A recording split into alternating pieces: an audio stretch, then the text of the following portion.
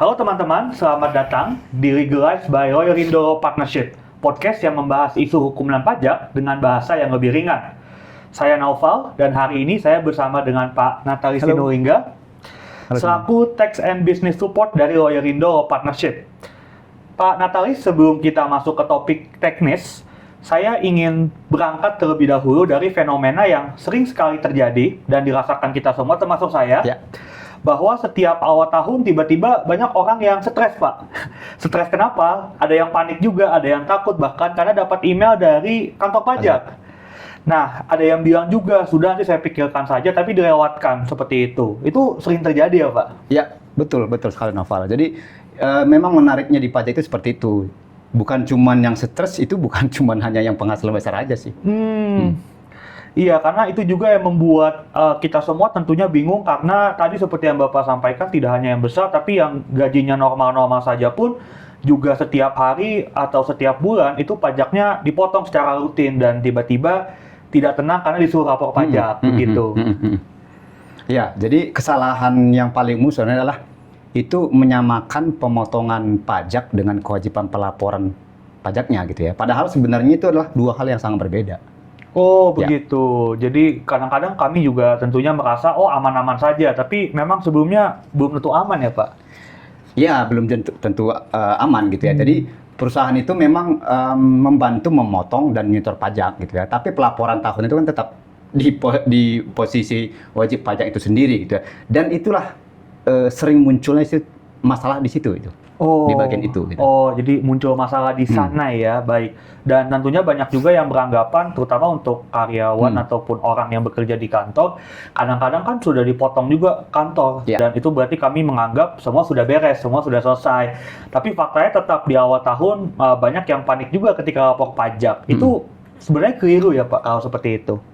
Iya, cukup keliru ya. Jadi sebenarnya dari sisi wajib pajak karyawan itu sendiri, itu memang dipotong gitu ya. Tetapi dipotong itu baru satu bagian dari kewajibannya. Gitu. Tapi yang sering luput itu adalah memastikan datanya itu benar dan lengkap nggak sih? Gitu. Oh, gitu. Ya, Kurang seperti itu. Baik, dipastikan ya Pak. Sederhananya seperti apa itu Pak untuk memastikannya? Iya, kalau untuk sederhananya itu sebenarnya adalah bahwa kalau PPh 21 gitu ya, kalau untuk pajak penghasilan pribadi itu umumnya dari gaji gitu ya. Kemudian dari honor atau imbalan ataupun remunerasi lainnya, apapun bentuknya penghasilan itu sendiri gitu. Oh baik, jadi kalaupun sudah dipotong tetap belum aman ya berarti Pak ya?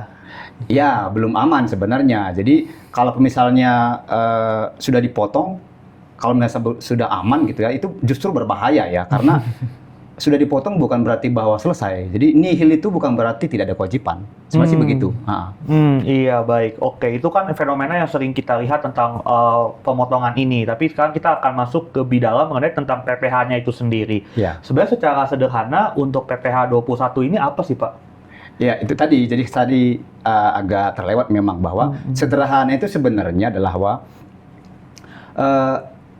PPh 21 yang kita sebagai karyawan sekarang ini gitu ya, itulah pajak penghasilan orang pribadi gitu kan.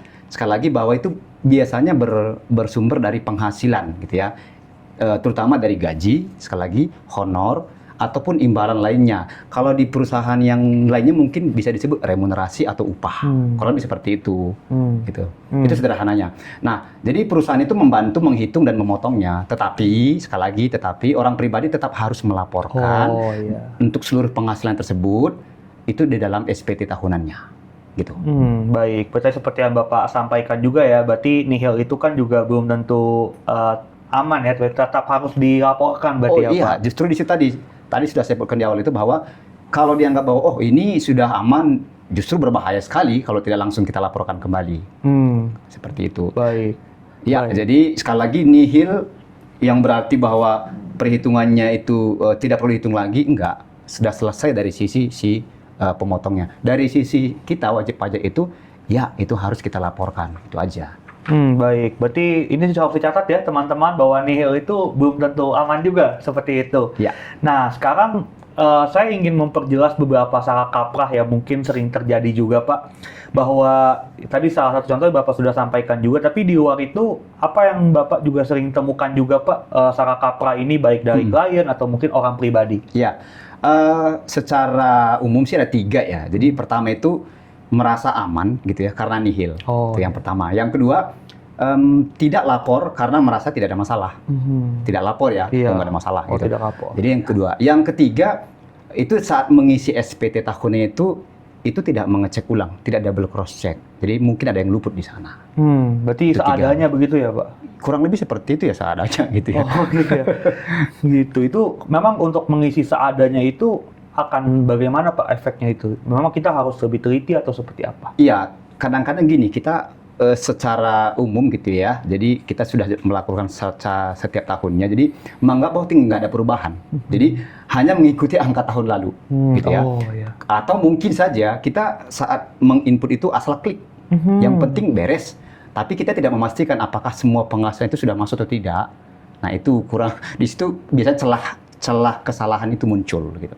Oh iya, risikonya seperti apa, Pak, jika tadi kita asal klik saja atau seadanya begitu? Ya risikonya pasti di pajak itu tidak langsung diperiksa, meskipun salah misalnya tidak langsung diperiksa, tidak langsung iya. dicek gitu ya. Tapi itu data kan semua disimpan di sistemnya DJP, kalau sekarang namanya Cortex gitu ya.